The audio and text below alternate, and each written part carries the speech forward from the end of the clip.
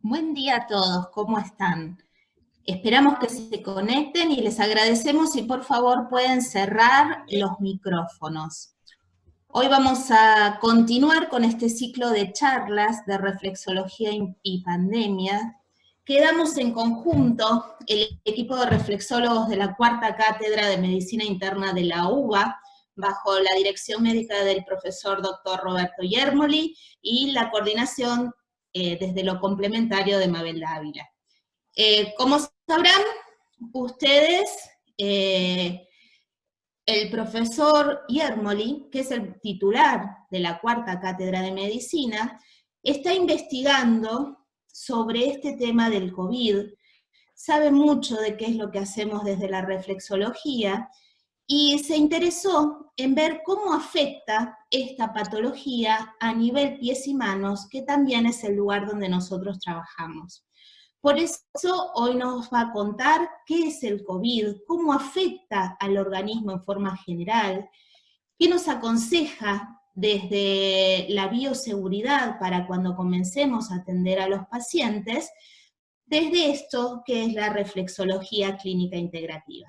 Buenos días, profesor, ¿cómo le va? Buen día, Mavi. No sé si se No lo escucha bien. escuchamos, o yo no lo escucho, por lo menos. Ah, entonces vamos a ver. Acá, Debo ser yo, espere que me pongo...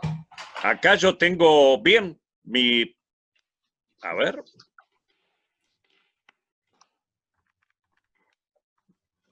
Ay, buen día, doctor. Buen día, ¿me escucha? ¿Me escucha? Yo sí, perfecto. Perfecto. ¿Me escucha? Yo sí. Sí, yo Sí, sí, porque... doctor. Bueno, Yo sí, doctor. Buenos días. Mavi, Sí, buenos días, yo lo ¿cree- escucho también. sí, creo Sí, que buen tenés día, un doctor. Lo problemita escucho vos. bien. Yo también lo escucho, buen día. Buen día, buen día, buen día. Qué gusto Ya verla. arreglé el problema. Ya Buen está. día, doctor. Se escucha muy bien. Ah, perfecto. Y buen día, se escucha bien. Qué gusto. Mavi, ¿escuchás? Sí, ya lo arreglé, era un problema de... Bueno, Ya está. cuando quieras, Mavi, empiezo. Cuando usted quiera. Primero les quería decir que como es una charla larga, es probable que la hagamos en 2 bloques. Así que ustedes se van a conectar o se quedan en la sala esperando con el mismo ID y la misma contraseña que le pasamos unos minutos después que se corte la comunicación, ¿sí? Sí. Listo. No sé, hay algún teléfono que está sonando por ahí. Bueno, Por favor, cierren los micrófonos. hoy vamos a conversar, como les dijo Mabel Dávila, acerca de qué se conoce hasta hoy día sobre esta enfermedad que lleva menos de 6 meses y fundamentalmente qué podemos hacer para protegernos, para no, si tenemos la mala suerte o algún familiar o el que fuere de contraerlo, cómo estar preparados para no llegar a la etapa final, que ya vamos a ver qué es lo que acontece. Ustedes saben que esto comenzó allí en diciembre en China, en la provincia de Hubei, en la ciudad de Wuhan, y fundamentalmente en un mercado donde se venden especies animales fundamentalmente silvestres. El día 7 de enero se identificó el agente responsable, que es un coronavirus, y entre el 11 y el 12 ya se publicó, ya los chinos publicaron la secuencia genética del virus. Este es un virus de RNA o ARN, como quieran. Los virus pueden ser de DNA o de ARNA. Y fíjense que para tener una comparación, si lo que ven allí a mi derecha, pero en la izquierda, en esto, que es un mechón de cabello humano, esas pequeñas particulitas son justamente el coronavirus. Como les dije, es de RNA. Y acá tenemos, por lo que se llama coronavirus, fíjense que parece un sol con sus rayos. Este elemento que yo le estoy marcando acá en verde es, en definitiva, la forma como este virus va a dañar a nuestro organismo y va a utilizarlo para penetrar a nuestras células. En cuanto a aspectos epidemiológicos, afecta por igual a ambos sexos, pero se ha visto que la mortalidad es mayor en el varón. Y lo vamos a explicar. Casi el 80% de los casos se concentra en la faja etaria entre 30 y 70 años, pero cuidado, son factores de riesgo muy importantes y esto quiero que aprendamos el por qué, porque nos va a servir para, no solamente para el COVID-19, sino para numerosas patologías como es la aterosclerosis, las enfermedades vasculares. La obesidad, la hipertensión, la diabetes y las cardiopatías, sobre todo, son particularmente, los pacientes con estas patologías particularmente sensibles a llegar a las últimas etapas. En cuanto a la segunda etapa, que es la afectación pulmonar, que ya la vamos a ver bien, obviamente pacientes con patologías pulmonares previas, como puede ser el asma, la enfermedad pulmonar obstructiva crónica. Para aquellos que en algún momento dijeron, esto es una simple gripe, fíjense ustedes, Argentina hasta hoy tiene 14.700 contagios, 502 fallecidos. Pero si vamos al total en el mundo, tenemos más de 5 millones de contagios y ya estaremos llegando hoy prácticamente a los 360.000 fallecidos. Y esto es una zoonosis. ¿Qué quiere decir? Que son virus que están en los animales, fundamentalmente en animales silvestres, y que por distintas razones, analizaremos algunas, llegan al ser humano. Y estos son virus respiratorios, fundamentalmente. Fíjense ustedes que el virus del resfrío común, por ejemplo, es un coronavirus. ¿Y de dónde a dónde viene? Hay un micrófono allí abierto. Por favor, hay un micrófono abierto. ¿Cómo llega? Hoy sabemos que llega desde el murciélago y a través o de especies intermedias o directamente, de especies intermedias digo, o directamente a través de el ser humano, si come el ser humano determinados animales, puede directamente afectarlos. De toda la serie de coronavirus que vamos a ver, fundamentalmente dos son los que se han descrito hasta ahora que afectan al hombre, los alfa coronavirus y los beta coronavirus. Aquí estamos con lo que hablábamos recién, el malo, por así decir, de la película. Lo que yo les decía, o directamente porque se comen productos o alimentos basados en murciélagos, por ejemplo, o a través de un huésped intermediario que todavía no se sabe muy bien en esta enfermedad cuál es. Por ejemplo, en el MERS que afectó a Arabia Saudita se sabe que son los camélidos, fundamentalmente el dromedario. Y de allí, a través de contacto interhumano, llega, la transmisión. Fíjense aquí, esto es fundamentalmente una comida en China muy apreciada. Y desde un caso cualquiera, desde este señor que está aquí hablando por teléfono, puede ir a un hospital a hacerse, a consultar por alguna otra patología y no por COVID, infecta al personal hospitalario y de allí sigue este círculo lamentablemente vicioso. No hay duda que la principal transmisión es a través de estas gotículas que eliminamos cuando tosemos o cuando hablamos. De allí la importancia que tiene, que esto fue muy tardío, lo que utilizó la Organización Mundial de la Salud o lo que aconsejó el uso del barbijo. Hay algo que se está hablando que es el R0, que es cuánto un individuo con coronavirus a cuánto infecta. En números redondos aproximadamente a 2. Fíjense, nada que ver con el sarampión, que un individuo, una criatura, entre 12 y 18 infecta.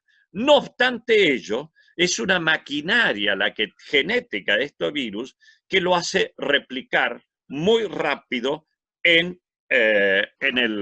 nuestro organismo. En el aire puede vivir hasta 3 horas, sobre plástico 2 a 3 días, en el acero también 2 a 3 días, pero esto está en revisión porque muchas veces son realizados estos trabajos dentro de ambientes que no son los comunes de la vida real. Pero en todo caso, sigamos manteniendo, desde el punto de vista de la bioseguridad, estos conceptos que nos van a ayudar para no infectarnos.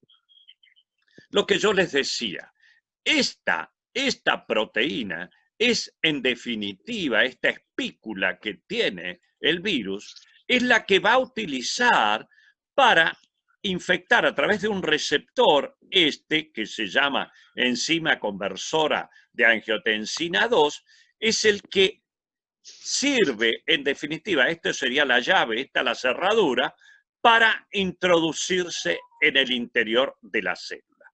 Esta proteína.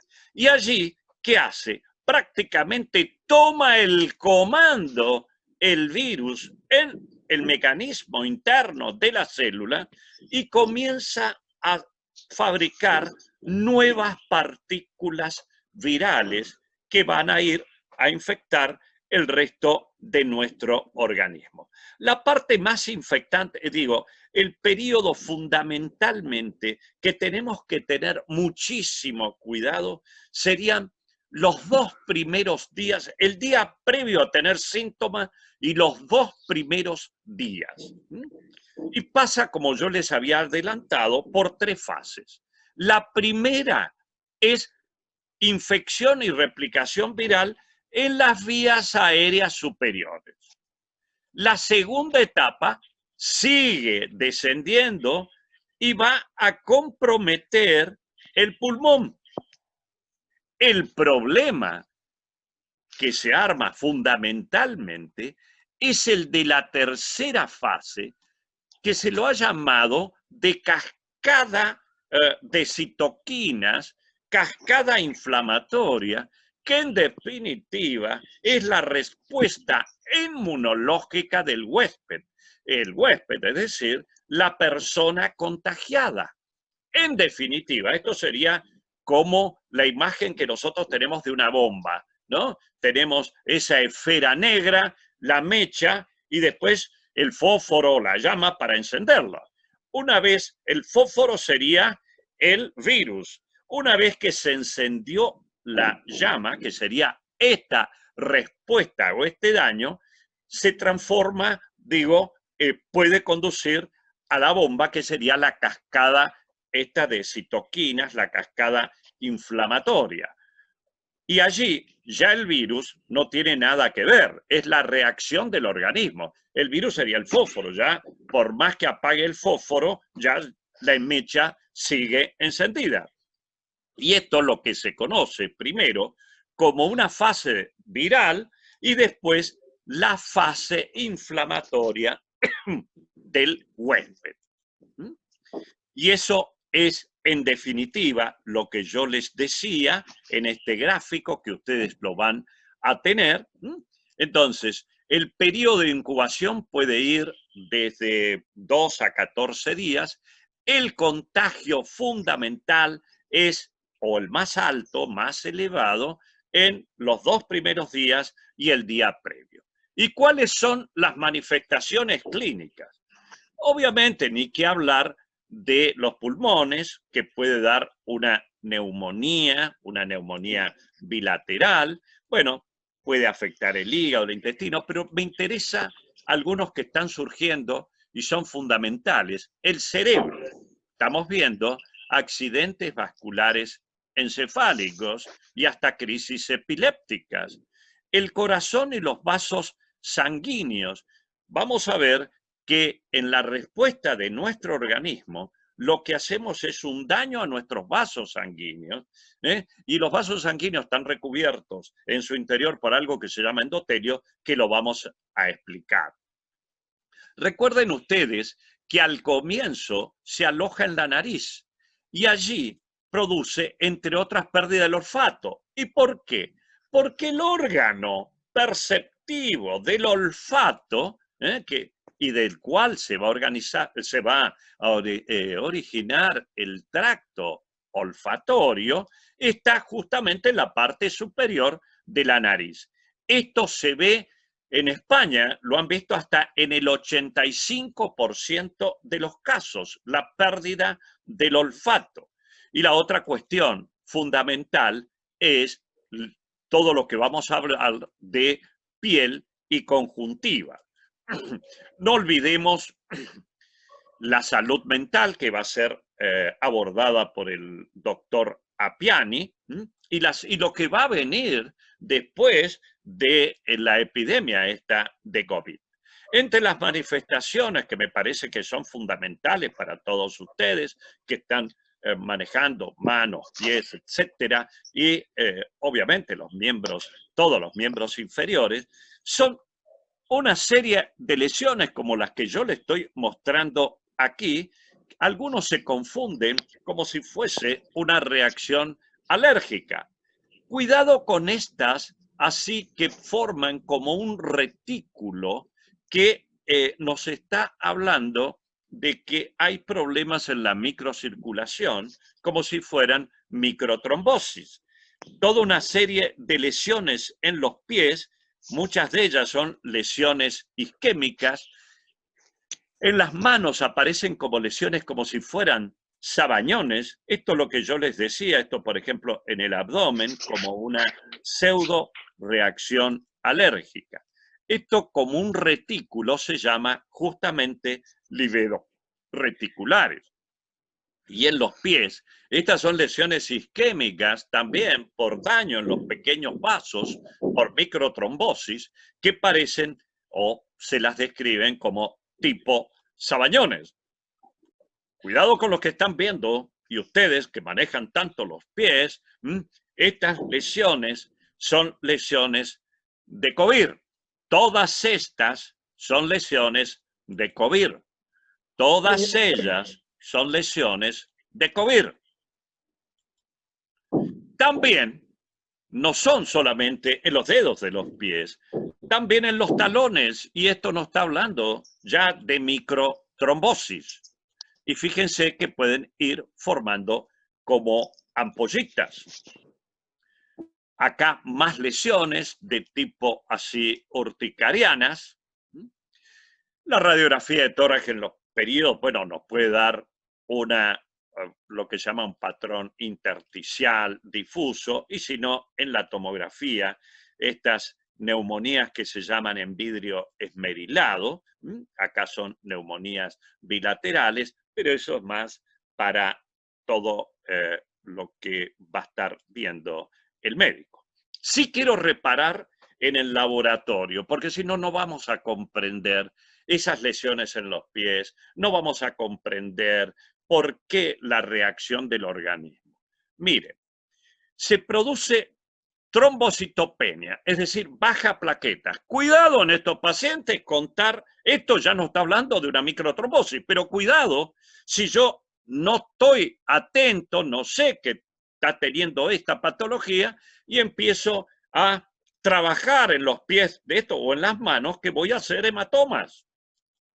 También tienen este marcador que se llama dímero D, que hoy lo mencionan hasta en los periodistas de radio, están hablando del dímero D, que también nos está hablando de una coagulación, que está sufriendo una coagulación.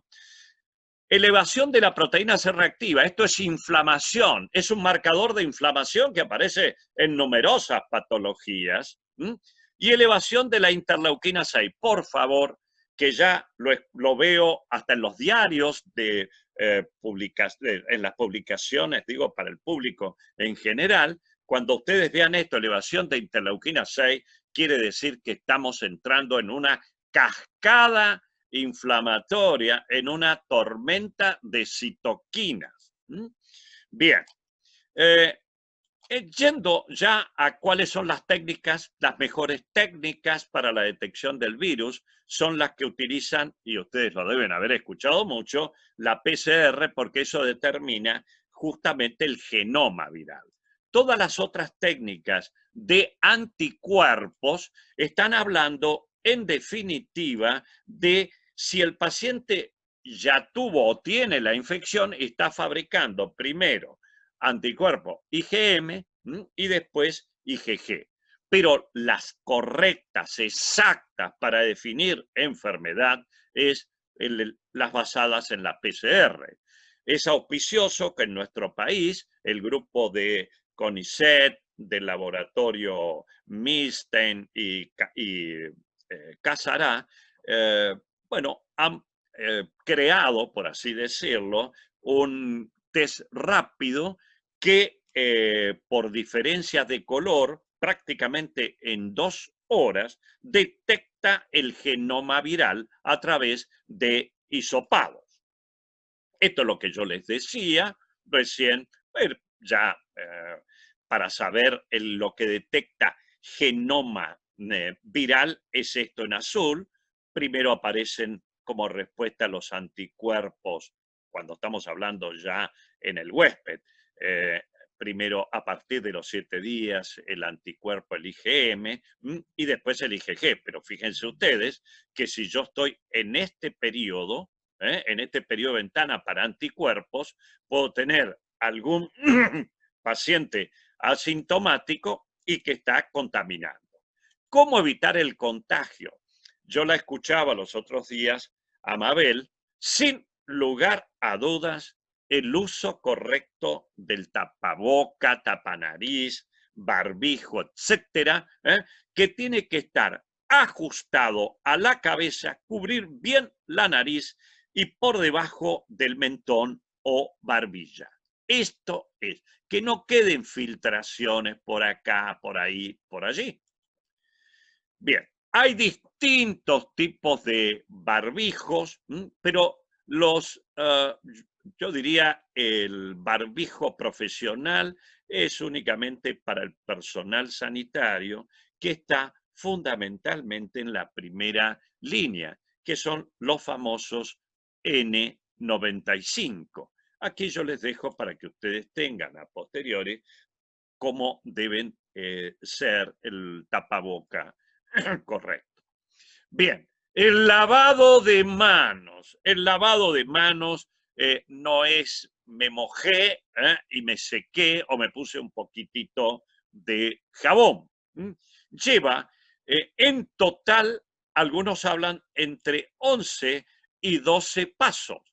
Desde aplicar, primero humedecer, aplicar el jabón, empezar a frotar palma con palma, luego, ¿no es cierto?, va palma derecha sobre dorso izquierdo, viceversa, me voy frotando después todo el resto, el puño, voy limpiando los pulgares y así sucesivamente. Estos son los 12 pasos.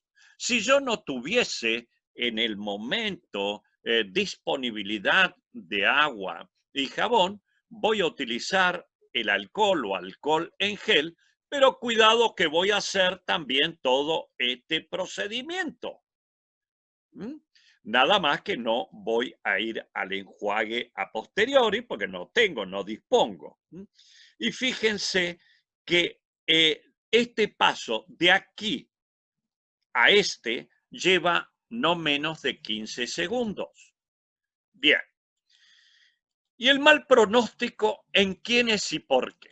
Fíjense ustedes, como factores clínicos de mal pronóstico, edad avanzada.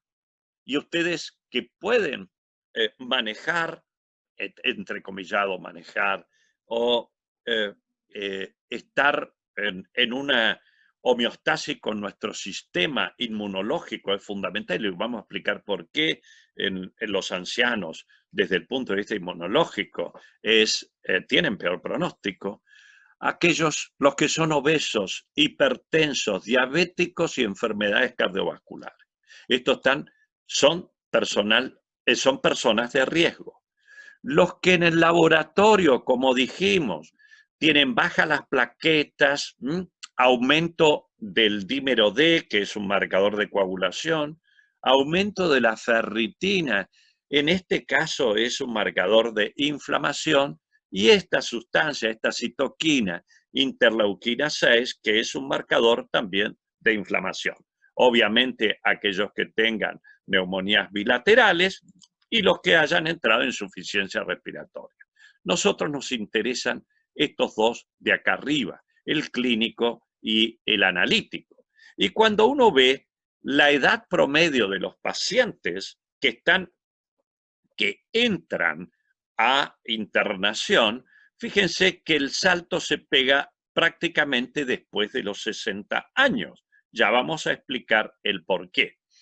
En números redondos, 80% de los individuos que se contagian van a tener un buen pronóstico. Del 20% restante, 20% que se interna, 15% lo va a hacer en salas generales y un 5%, los pacientes más graves, van a ir a terapia. Lamentablemente, de ese 5%, casi el 50% fallece. En todas las estadísticas, acá también estamos viendo en China, la tasa de mortalidad pega el salto a partir de los 60 años. En cualquiera. Esta es en un grupo en Estados Unidos, también lo mismo. Y fíjense, enfermedades cardiovasculares, diabetes y obesidad como comorbilidades y como las patologías que, si el individuo las tiene, agravan el pronóstico. Y esto es un trabajo muy interesante publicado hace 10 días atrás en Estados Unidos, en el estado de Nueva York, donde se ve que aquellos que tenían comorbilidades, la característica de los pacientes que necesitaron hospitalización, los hipertensos, aquellos que tenían obesidad y que tenían diabetes, figuraban entre los más graves. Esto lo consignamos los otros días en una videoconferencia que hicimos con el grupo de Corea del Sur. ¿Y por qué son más vulnerables estos grupos? Todos hablan. ¿Por qué? Obesidad, factor de riesgo. La hipercoagulabilidad es un hallazgo que estamos viendo. ¿Por qué? Porque esta patología, el COVID, hace una endotelitis. ¿Qué quiere decir? Una inflamación de nuestro endotelio. Lo que yo les decía, aquello que recubre por dentro los vasos sanguíneos. Y esto es lo que se ve. Yo con esto no pretendo que esta imagen histológica sea para el recuerdo, pero sí el fundamento de por qué tenemos que cuidar mucho a nuestro endotelio. No hay duda de esta patología de nuestra reacción al virus que compromete nuestros vasos. Y esto que vamos a ver ahora, es decir, esto es, ¿qué es el endotelio? Estamos hablando que hay una endotelitis. ¿Qué es el endotelio? En definitiva, el endotelio es, el endotelio es lo que recubre por dentro los vasos sanguíneos. Si esto es un vaso, eso es el endotelio. Fíjense, de toda la estructura de un vaso, esto Esto es un vaso cortado, ¿no es cierto? Esto, que podría ser una arteria, eso es el endotelio. Y tiene tantas funciones tan importantes. Por ejemplo, este es un vaso que está comenzando a tener una patología que afecta al endotelio, que es la aterosclerosis, la aterogénesis. Y ahí vemos el endotelio. El endotelio en condiciones normales es esta superficie, podríamos decir. Este es un esquema. ¿Y digo, el endotelio estará presente en todo el organismo? Por supuesto, miren, si sacásemos todo esta cubierta de todos los vasos, tendríamos 400 metros cuadrados y 1,5 kilos. Y si yo lesiono el endotelio, tengo trombosis, tengo hipercoagulabilidad, pero también una gran inflamación. De hecho, la aterosclerosis es una respuesta inflamatoria crónica. El COVID es agudo. Esto es crónica ante un daño endotelial. Esto sería una aterosclerosis. Fíjense cómo este trombo está ocupando todo un vaso. En condiciones normales, el endotelio inhibe las trombosis e inhibe la inflamación. Ahora, ¿qué pasa? Esto sería una función normal del endotelio. Está vasodilatado, esa, la superficie antitrombótica, antiinflamatoria. Si yo tengo una disfunción del endotelio, por ejemplo, por esta afección que estamos hablando, voy a tener un estado protrombótico y un estado proinflamatorio. Voy a tener esto en los pequeños vasos. Y todos los factores de riesgo, si yo tengo colesterol elevado, hipertensión, diabetes, obesidad, nos van a producir numerosos radicales libres que se llaman estrés oxidativo y que en definitiva nos van a llevar a la trombosis y a la inflamación. Inflamación y trombosis. Entonces, si repasamos recién lo que pasaba con los pacientes que tenían peor pronóstico, los hipertensos, los obesos, los diabéticos, hay un síndrome que une todos ellos que se llama síndrome metabólico. Fíjense la cantidad de muertos que ha tenido Estados Unidos. Estados Unidos tiene mucha obesidad. Ustedes lo habrán visto, las comidas chatarras, etcétera. Y esto es lo que consideramos nosotros como síndrome metabólico. Es decir, el perímetro, por ejemplo, mujeres mayor de 88, en la cintura, los triglicéridos altos, tener un colesterol bueno bajo, tener hipertensión y tener hiperglucemia o diabetes. Esto es lo que nosotros decimos síndrome metabólico y el causante es la grasa intraabdominal. Y la grasa es una gran fábrica de sustancias y entre otras, ¿qué está fabricando también? Esta citoquina, miren, interleuquina 6, esto se llama factor de necrosis tumoral, son todas sustancias proinflamatorias. En definitiva, la obesidad, el síndrome metabólico, etcétera, tienen marcadores de inflamación. Es decir, ¿por qué es más grave esto en estos pacientes? Porque ya tienen un estado preinflamatorio o inflamación subclínica. Tienen un estado pretrombótico y tienen una inflamación, como les decía recién, subclínica. Bien, y esto es lo que podemos nosotros medirlo, lo que yo les mostraba antes, esto se llama proteína C reactiva, que como consecuencia de esta sustancia, que también fabrican determinadas células, como son los macrófagos y también el tejido graso, nos van a producir esta proteína C reactiva que lo podemos utilizar como un marcador de inflamación. que viene de los macrófagos, que viene de la pared, de los vasos, que viene del tejido adiposo. En definitiva, nosotros tenemos una infección viral al comienzo y después una respuesta inmunológica, que es la respuesta del organismo. Ahora, yo no sé cómo estamos de tiempo, Mavi. Hay entonces una respuesta. Los individuos ancianos tienen lo que se llama una inmunosenescencia. Ancianos no, adultos mayores, es decir, una reducción de la respuesta inmune, una alteración de la respuesta inmune. Creo que me estoy quedando sin... Muy bien. En definitiva,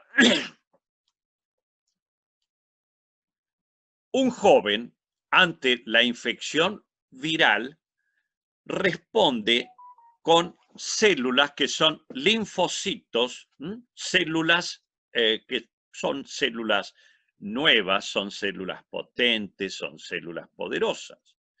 En el adulto, en la edad media de la vida, tiene también estas células que son poderosas y también células de la memoria. Una célula de memoria puede ser porque me enfrenté previamente a un virus, ¿no? Pero ¿qué pasa en el anciano?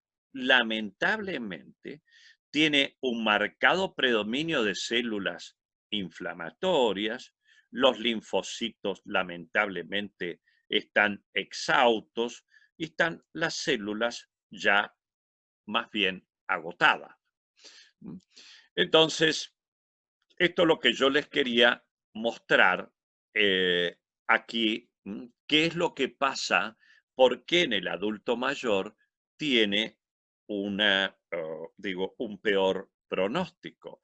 Porque lo que tienen es una gran susceptibilidad a la inflamación, primero a la infección y a la inflamación, y están en un estado de inflamación permanente, porque tienen más alta la proteína C reactiva, la interleuquina 6, que yo les decía, los mediadores inflamatorios. Recuerden ustedes que el envejecimiento es el factor de riesgo más importante para todas las patologías crónicas no transmisibles, sean esto cáncer, sean diabetes, sean cardiopatías, enfermedades pulmonares, etc. Yo pararía acá un momentito, es decir, ¿qué podemos hacer para protegernos? No sé si me escuchás, Mavi. Bueno.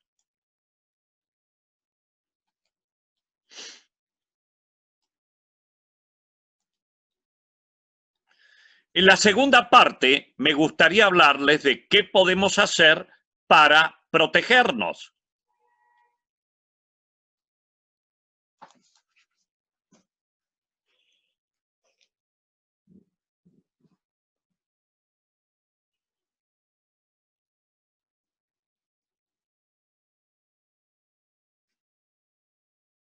Sí, España, escucha perfecto.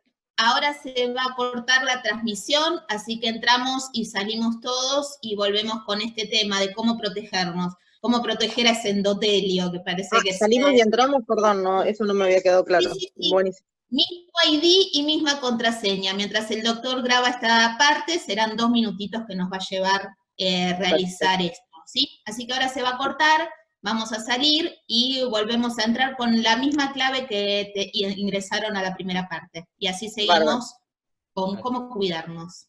Gracias. ¿Cómo salgo?